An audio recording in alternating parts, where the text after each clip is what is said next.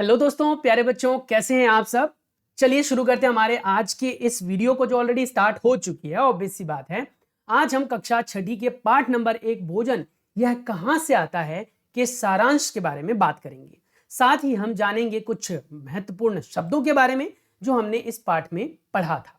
सारांश में मैं बता दूं, हमने जाना था बच्चों कि किस प्रकार से हमारे आसपास में विभिन्न प्रकार के भोज्य पदार्थ हम खाते हैं, और ये भोज्य पदार्थ दो जगहों से हमें प्राप्त होते हैं, फसलों से यानी कि पौधों से और जंतुओं से।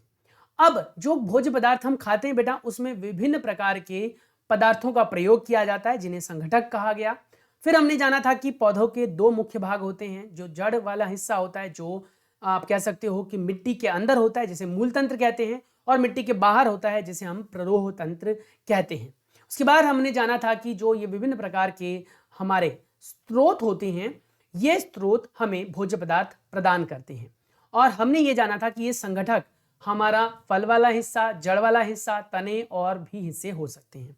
कभी भी किसी भी पौधे को डायरेक्टली मुंह में नहीं डालना चाहिए, उसका सही से पहले जानकारी हासिल करके और उसके बारे में समझकर ही हमें उसे खाना चाहिए। फिर हमने जाना था अंकुरन की विधि के बारे में, और हमने जाना था मधुमक्खी के छत्ते को जो बनाया जाता है वो किस लिए बनाया जाता है, मधुमक्खियों द्वारा, जिससे कि वो साल भर इसमें अपना जो जूस है वो भंडारित करके रखकर पोषण प्राप्त कर सके। आज हम जानेंगे इन शॉर्ट मुख्य शब्दों के बारे में। सबसे पहले आता है बेटा संगठक, फिर आता है खाद्य, उसके बाद आता है मकरंद, अंकुरित बीज, शाकाहारी, मांसाहारी, सर्वाहारी। ज्यादातर टीचर यहां से प्रश्न आप लोगों को देते हैं। सारांश के रूप में यहां पर कहा गया है कि भारत के विभिन्न प्रदेशों में खाए जाने वाले जो भोज्य पदार्थ हैं उनमें बहुत सारी विविधता है। हमने जाना था क्रियाकलाप में कि किस प्रकार से हमारे दोस्त और जो हमारा भोजन है उसमें विविधता है। हमारे दोस्त अलग प्रकार के भोजन करके आते हैं स्कूल में, और हम अलग प्रकार से करके जाते हैं।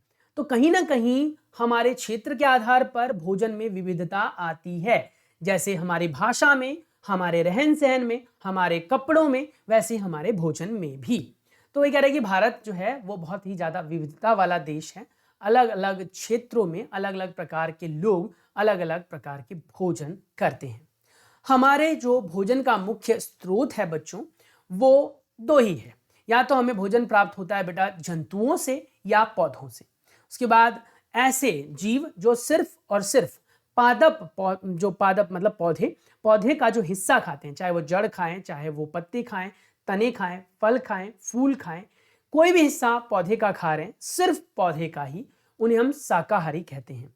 और जब कभी भी कोई मांस खाता है और पौधों से संबंधित कोई चीज नहीं खाता, हालांकि इनडायरेक्ट तरीके से वो पौधा खा रहा है, क्योंकि अगर एक शेर हिरन को खाता है बेटा, तो हिरन पौधे को खाता है, लेकिन शेर डायरेक्ट पौधे को नहीं खा सकता है। यानी कि शेर का जो पोषण है वो मिल रहा है पौधों से ही, पर सीधे तौर पर नहीं।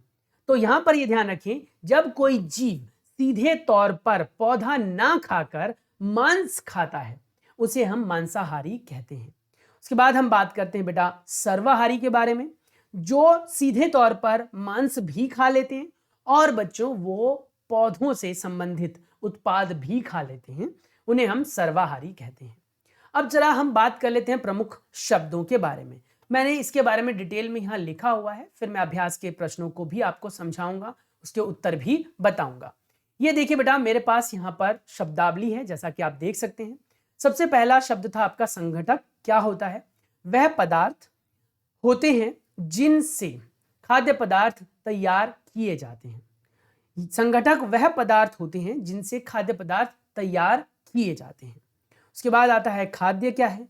खाने योग्य पदार्थ को खाद्य कहा जाता है। उसके बाद हमने पढ़ा था मकरंद। क्या है? फूलों की मीठी रस को मकरंद कहते हैं। यानी फूलों से जो निकला हुआ मीठा रस होता है बेटा, उसको हम मकरंद कहते हैं।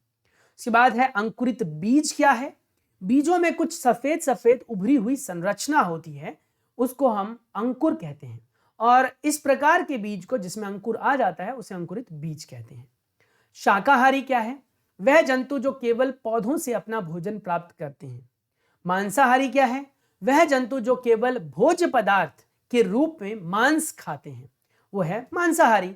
उसके बाद हमारे पास आता है बेटा सर्वाहारी। सर्वाहारी क्या है?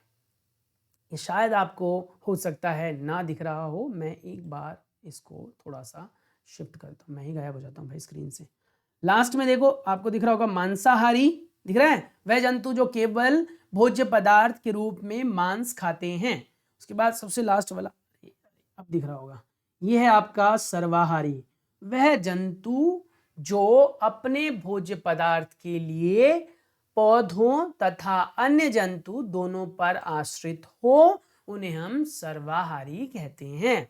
तो ये बेटा हमारा आज का वीडियो, जिसमें हमने जाना कि विभिन्न प्रकार के प्रमुख जो शब्द हमारे पाठ में थे उनका क्या अर्थ है, और फिर हमने सारांश के बारे में भी जाना।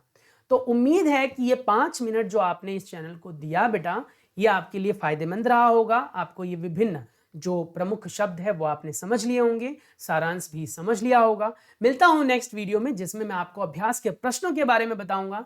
तो बने रहिए चैनल के साथ, मिलता हूं नेक्स्ट वीडियो में। Stay tuned, take care, bye bye. Channel पर पहली बार आए हैं बेटा, अगर आपको लगता है कि चैनल आपके लिए फायदेमंद है तो चैनल को लाइक, शेयर, सब्सक्राइब करना बिल्कुल ना भूलें। Take care, bye bye.